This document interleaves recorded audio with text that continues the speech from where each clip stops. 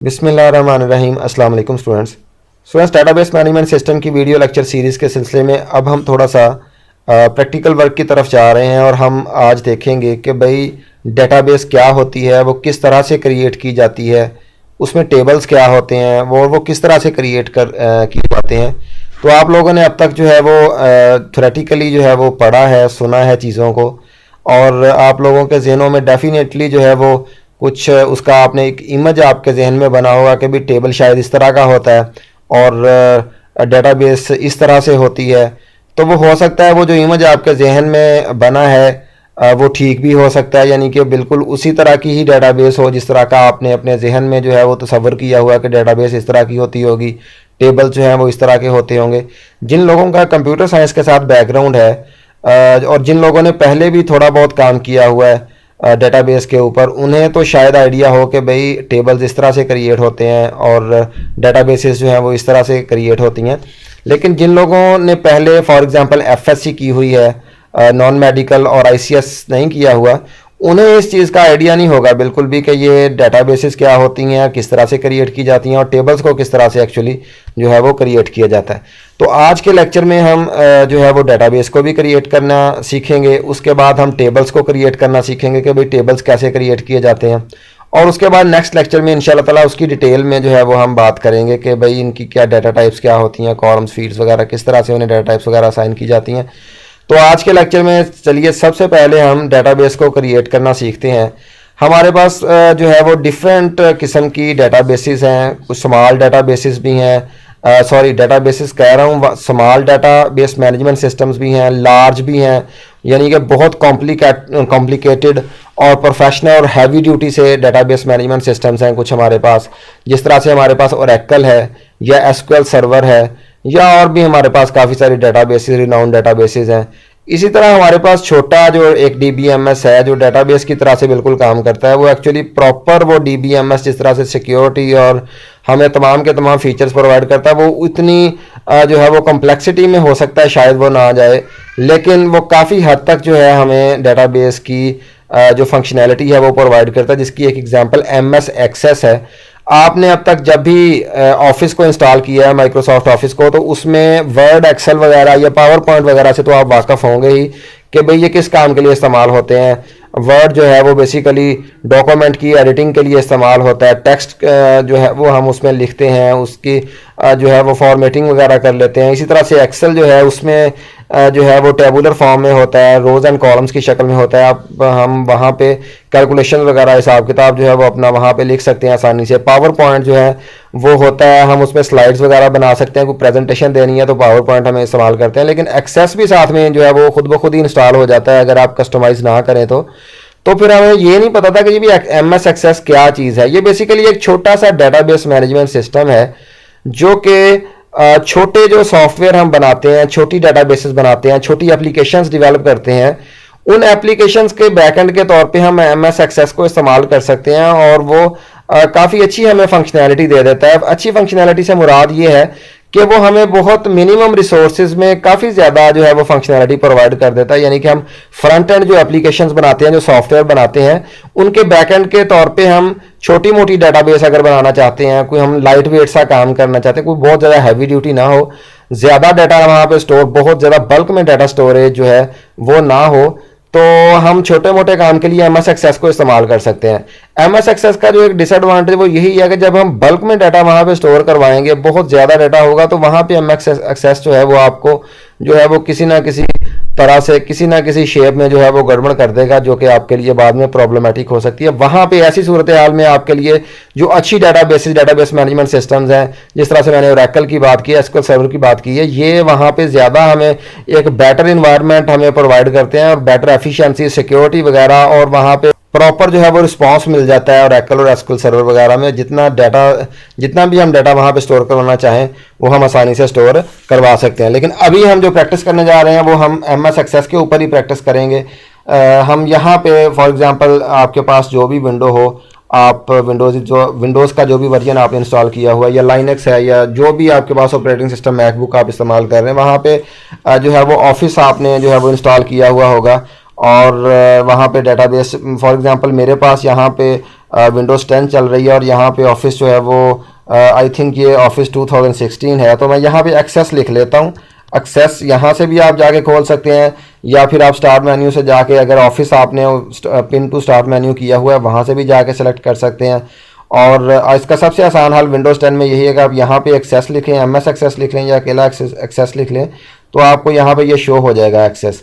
तो आप यहाँ से जो है ये देखें, आपके पास आपने उस पर क्लिक किया एक्सेस पे, तो ये आपके सामने जो है ये विंडोज़ खुल चुकी है, एक विंडोज़ की MS एक्सेस की। यहाँ से हमने डेटाबेस को क्रिएट करना है।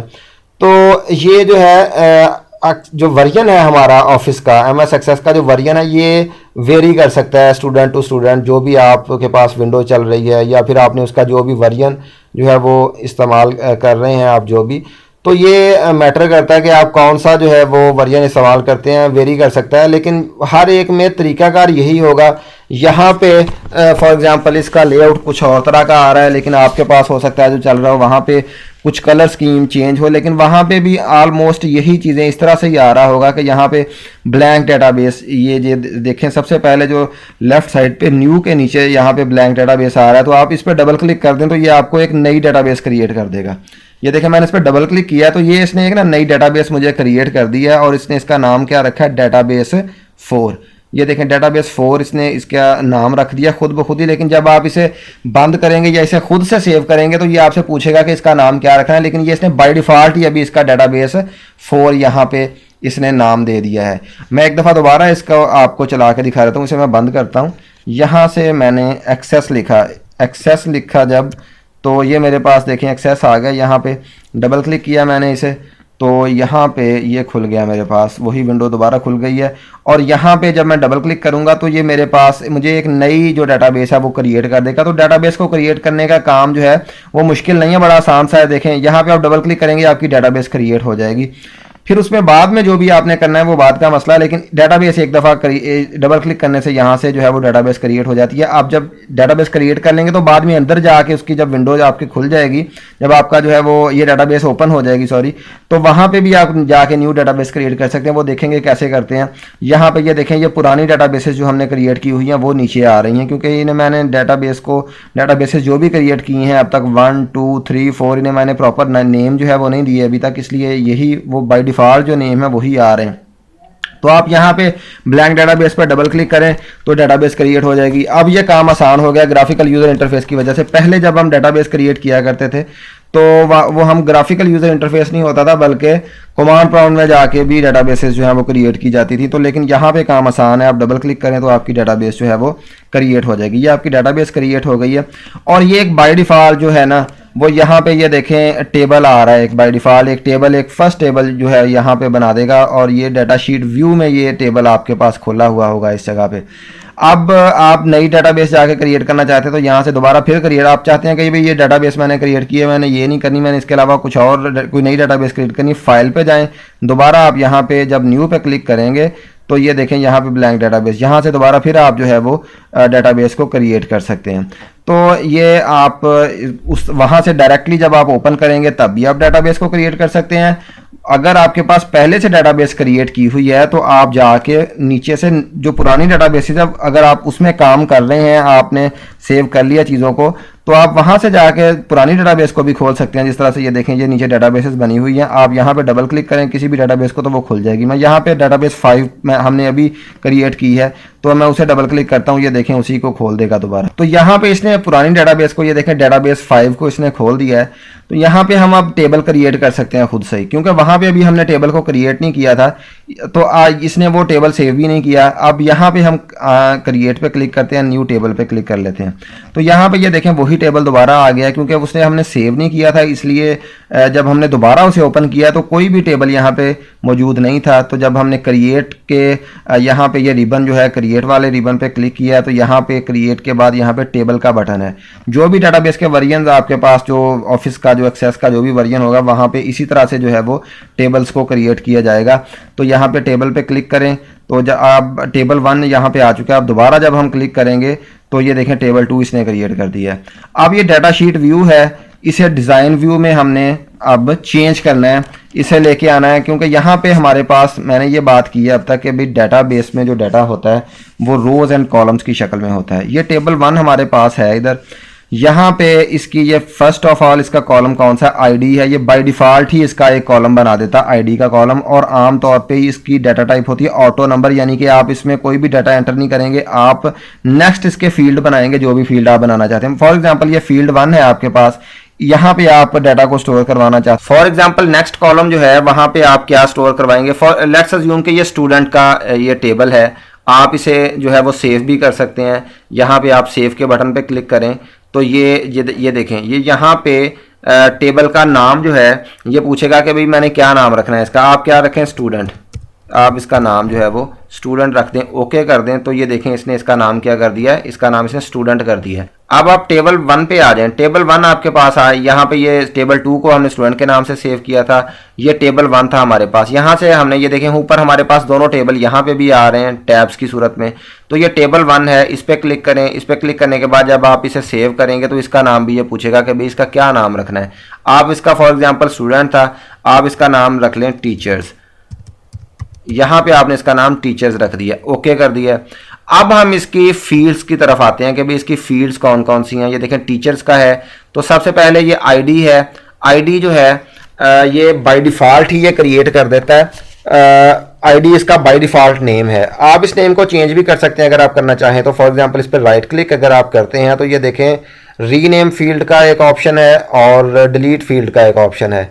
आप चाहें तो ये, क्योंकि बाय डिफ़ॉल्ट उसने क्रिएट की हुई है ये वाला कॉलम, तो आप इसे डिलीट भी कर सकते हैं, आप खुद से कोई नया भी क्रिएट कर सकते हैं। लेकिन अगर आप चाहते हैं कि इसी को ही मैंने जो है वो लेके चलना है तो आप इसे रीनेम फील्ड के बटन पे क्लिक कर दें, रीनेम वाली ऑप्शन पे। तो रीनेम वाली ऑप्शन पे करेंगे तो यहाँ पे आप इसका कर दें कि भाई टीचर आईडी, फॉर एग्जांपल आप इसे नाम दे देते हैं टीचर आईडी। और नेक्स्ट जो आपके पास जो कॉलम है ये बाय डिफ़ॉल्ट हमारे पास आमतौर पर ये टेक्स्ट होता है, तो टेक्स्ट डाटा टाइप, हम डाटा टाइप्स को भी पढ़ेंगे कि क्या होती हैं। यहाँ पे हमने फॉर एग्जांपल यहाँ पे हम नेम्स को स्टोर करवाना चाहते हैं, टीचर्स के नेम को। ये टीचर आईडी वाली जो है फर्स्ट ऑफ ऑल जो हमारे पास कॉलम है, इसे हम जो है ये ऑटो नंबर होता है, यानी कि ये खुद ब खुद नंबर्स को जनरेट करेगा, आप इसमें जो है वो चेंजिंग नहीं कर सकते, इसमें आप जो है वो अपनी तरफ से एंट्री नहीं कर सकते टीचर आईडी में, क्योंकि ये यहाँ पे ये ऑटो नंबर है, आप इसे चेंज भी कर सकते हैं। ये नेक्स्ट लेक्चर में हम देखते हैं कि भाई इसे चेंज कैसे किया जा सकता है, इसकी आईडी को, इसकी डाटा टाइप को, सॉरी। अब यहाँ पे ये नेम वाला है, आपने यहाँ पे नेम एंटर करने हैं। फॉर एग्जांपल आपके फर्स्ट जो टीचर है उसका नाम है फॉर एग्जांपल सुहेब, मैं यहाँ पे लिख देता हूँ। अब ये देखें ये एक रिकॉर्ड जो है ये स्टोर हो गया यहाँ पे। अब आप नेक्स्ट जो है वो राइट एरो पे क्लिक करेंगे तो नए कॉलम पे आ जाएगा। ये फील्ड 1 है, आपने इसका नाम क्या रखना है, टीचर नेम, तो आप इस पर राइट क्लिक कर सकते हैं, वही तरीका करना जो पहले पे किया था, रीनेम करें, यहाँ पे क्या करें, टीचर नेम रख दें इसका नाम, इस कॉलम का। इसी तरह से नेक्स्ट कॉलम जो भी आपने यहाँ पे देना है उसे आप राइट क्लिक करें, उसे रीनेम करें और उसमें आप एंट्री करें। फॉर एग्जांपल यहाँ पे आपने एड्रेस स्टोर करवाना है, आप यहाँ पे फैसलाबाद इसका एड्रेस है, तो आप यहाँ पे आएँ और इस पर राइट क्लिक करें। राइट क्लिक करने के बाद रीनेम आप कर लें और इसका नाम क्या रख दें, एड्रेस, एड्रेस रख दिया।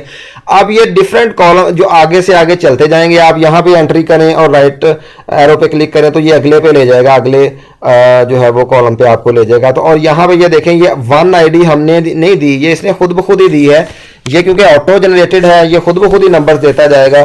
तो गो के हम इसे कंटिन्यू नहीं करेंगे, इस तरह से हम इसे चेंज किया करेंगे। ऑटो नंबर किसी जगह पे ऑटो नंबर की यानी कि खुद ब खुद नंबर वो दे दे तब भी ठीक है, या ज़्यादातर जगहों पे हम खुद से नंबर दिया करेंगे।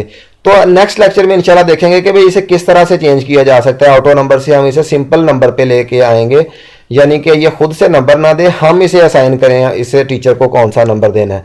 तो इस तरह से आप डाटा शीट व्यू में टेबल्स जो हैं उसे क्रिएट कर सकते हैं। न्यू टेबल कैसे क्रिएट करना है, क्रिएट पे आए, इस टेबल पे जो है वो क्लिक करें तो ये आपके पास नया एक टेबल क्रिएट कर देगा। ये टेबल 1 आ गया हमारे पास। यहाँ पे आप इसे क्या करें, यहाँ पे डिज़ाइन व्यू में अभी हम नहीं जाएंगे, अभी हम राइट क्लिक किया, मैंने इस पर सेव के बटन पे क्लिक किया तो ये पूछेगा कि टेबल का नाम क्या रखना है।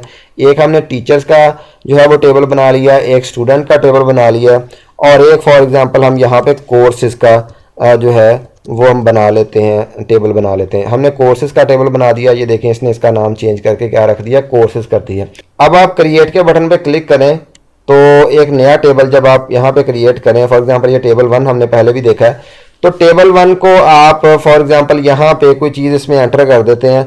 अगर तो आप इसी तरह से इसे बंद कर दें, यहाँ से बंद कर दें, तो ये टेबल को सेव नहीं करेगा। कुछ वर्जन जो हैं एक्सेस के, वहाँ पे जब आप इसे बंद करेंगे ना यहाँ से, तो ये आपसे पूछेगा कि टेबल का क्या नाम रखना है। इसने सिंपली इसे सेव भी कर दिया हुआ है, लेकिन वो पूछेगा इसका नाम क्या रखना है।